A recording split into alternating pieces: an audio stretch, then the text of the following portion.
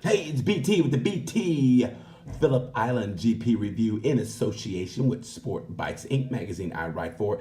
Give it a go online, take a read, man. We got the great stuff in there. We review the new BMW bike. So give it a read. Great magazine. Love writing for it. Anyway, let's get right down to it. Phillip Island. Wow. Great racing, scary crashes. Glad everybody's okay. Let's get right to it. Moto 3, Moto 3. What great drama. This is going to go down to Valencia. Cannot wait. Jorge Martin came in with a 1-point lead over Bezzecchi, and Bezzecchi gets taken out for the second time by another rider. You know, honestly, it's like, did he walk under a ladder right before a black cat walked in front of him, and while he was dropping a mirror? And did he swallow gum at the same time? Because nobody has that much bad luck. Nobody, not even a Kennedy after happy hour. I mean, seriously, this guy, he does what it takes. He's in it to win it, but he just gets taken out by other riders. But that's Moto 3. It's a ballroom brawl. It's like watching a fight, right? And you're in a fight, and you're watching it. You're not in a fight, and all of a sudden somebody hits you in the back of the head with a bottle like, hey, man, I wasn't even fighting. I was just watching. That's what Moto 3 is, right? You're going to be in it. To win it, you got to be in it. Anyway, great racing by them. Jorge Martin, great job by him, but he didn't take advantage when he should have. He got a 5th, but the top 14 were separated by less than a second. The top 5 by less than 300ths of a second. So, hey, he still kind of did his job. Now he goes in with a, 13, 14-point lead going into Sepang. And Fabio Di Gianantonio, he's only 20 points back. So he's in it. It's actually a 3-race battle for the lead in Moto 3. Wow. And Celestino Vietti, he's Bulaga's replacement. His replacement, only his second GP, and he gets a podium, and he's tied with Bulaga in the championship. That's why I can't be a GP boss or a crew chief, because think about it.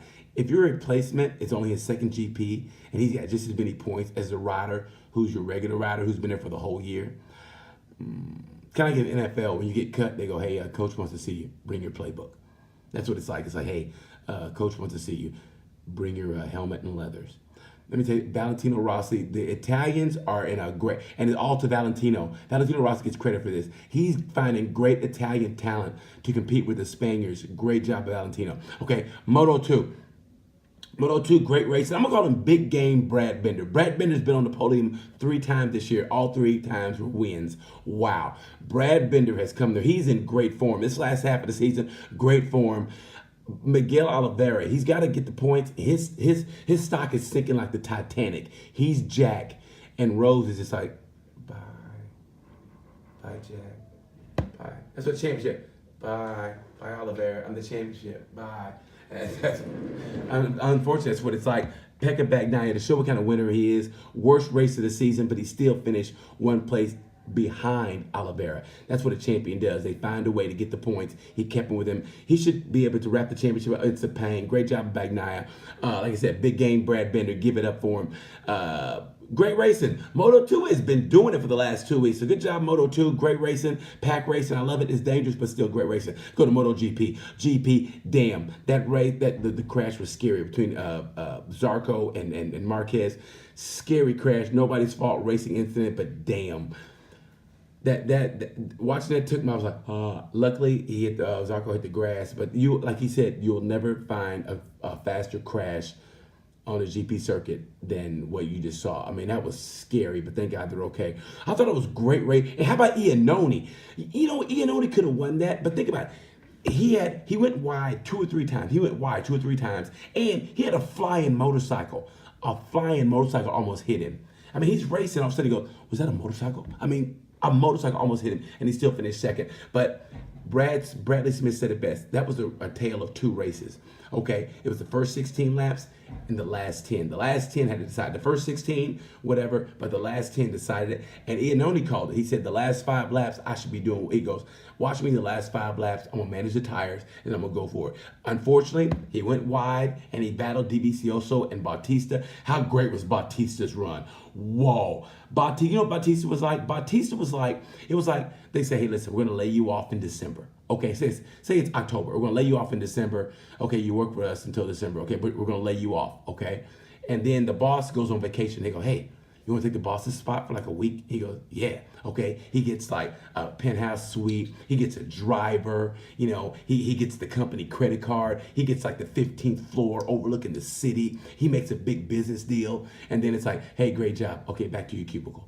I mean, that's how the talent level in GP. Bautista's had a great year, a quietly great year on a let's say inferior bike, but a great year. And then he's got to go down to WSBK. He's got to go to World Superbike, and now he give him a factory bike. And what does he do?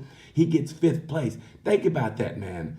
That's the talent level in GP. And also, it had to be weird for Lorenzo to watch his bike do really well without him, you know. And Abraham was on Bautista's bike. It's kind of like being a swinger. It's like, wow, I can't. Oh, hey, be careful with my wife. Oh my God, that's what it was like. They all were on different bikes and did really well. That shows the talent level in GP. And it was kind of like being a swinger. Like, oh my God, be careful with my bike. Oh, I didn't know she could do that. Great racing. And how great was it to watch Maverick Vinales get the win? He played it perfect. He's got to get better starts, but it just goes to show you. Think about it. Those guys always talk about how bad Yamaha is this year, and how the bike is not this and that. For this race, for this week, great job by Maverick. And you see the emotion, and he was almost crying. And he also said he was going to party. He goes, I'm probably going to miss the plane tomorrow. I thought that was great. But it's just going to show the talent level in GP. And also Rossi. Say what you want about Rossi. I read you guys' blogs and whatever, and how you say Rossi should leave and give somebody else, give a younger guy a shot. He's only 15 points behind Dovizioso for runner-up in the championship with a bike that's inferior, on a clunker. He's on a clunker, and he's still like 15 points behind. Rossi's still doing the damn thing, okay? So all is not lost with Rossi. Okay, great job by Rossi. He faded, but like I said, great job by him. Great job by Bradley Smith at top 10. And I like the shade that was thrown, the quiet shade that was thrown between. Bradley Smith said, yeah, I finished, I outsmarted my teammate and finished ahead of him. And then Alex Wren said by Iannone, he goes, yeah, you know, everybody said Iannone was going to win. And Alex Wren's like, yeah, but Iannone always runs great at the beginning of the race. So I like the little shade that was thrown between riders and teammates. I like that. It's kind of good. Anyway, here's something I want to ask you guys. Honestly, I think it's asinine that on the fly races, they go from Japan to Australia and then they go to Sepang, okay? That's how you catch a cold, because you go from Japan can be iffy weather, but they go to Australia and it's gonna be cold, right? And then they go to Sepang. I've been to Australia. Phillip Island, love it. Froze my ass off. Great people, great time, great track, beautiful. They treated me well, but it was freezing. I was miserable. Nothing makes me more miserable than cold weather. It goes in this order for me. It goes cold weather, racism. That's how much I hate cold weather. And I think what they should do is beginning of the year. I love Qatar. Qatar should be the beginning of the year, nighttime race. Beautiful. I love it. Keep that. But go from Qatar to Phillip Island, okay? That's in March. It's still gonna be, it's summertime in Phillip Island. All right. So go to Phillip Island, go Qatar, Phillip Island. Then from Phillip Island, go to South America, go to Argentina, Austin. Then from Austin, you go to start the championship over in Europe, and then you finish up the flyway races. The flyway races should be all Asian round. Think about it. You go to Thailand. Every man wants to go to Thailand. Don't ask me why. You have your reasons, but every guy wants to go to Thailand. Or you go to Thailand, and then you go to Motegi, and then you go to Sepang. Let your flyway races be the Asian rounds. You're not going to travel that much. You're going to be basically, it's going to be still centralized. It's going to be in Asia. And it's 3 different Asian markets, okay? You got the Thai, you got the Japanese, right? It's next to Tokyo. So you get the Japanese and you're going to get Sepang, okay? So you're not stepping on any toes there. You're still going to get great attendance, and the riders are going to be, they're going to be better rested. I don't care what you say. Even though they're young, they're still going to get tired. You fly from Japan to Australia to Sepang, you're going to get tired. You can catch a cold. Honestly, these guys are human, man, okay? Keep it all centralized on the flyway races. Keep it all. I think you get better races. The riders will be better rested, even though they go to Thailand.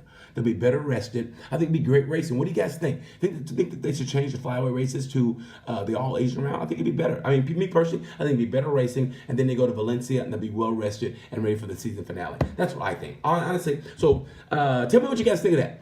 Okay, so let's go to rider of the race. Rider of the race, Moto3, Celestino Viete. Like I said, this guy was his second GP, and he gets a podium, and he's tied with the guy he replaced, who's been there for the whole year. Wow. Moto3, rider of the race, Celestino Viete. Rider of the race, Moto2, Dominica Gerter. First top 6 and well over a year and a half. So great for Dominica Gerter, top 6. He went through a lot with his team with the boss passing away. So I got to give it to him. For MotoGP, rider of the race, it's a co-rider of the race. Maverick Vinales beating Yamaha's first win in well over a year, and Alvaro Bautista, being the swinger that he is, being on Jorge Lorenzo's bike and placing how he did. That just shows the kind of talent Bautista is. He never lost his talent. Luckily, he never lost faith in himself. And that is a big thing, to have faith, knowing people have faith in you. Even though he's going to World Superbike next year, him finishing the way he did on that Ducati, great job by him. So rider of the race, MotoGP, Vinales and Bautista. Thought it was great racing. I think in Moto2 it's over. Like I said, it's all over Oliveira. I think his chances are gone. I think it's Bagnaia. And thank you guys for watching me bearing with me. I had to work and I couldn't even watch the practice. So this week I'm back in my grind. So you'll see me. I'll annoy you with some the MotoGP minute. So thank you guys for watching. I appreciate that. And until then, Sepang, you know the word. Peace.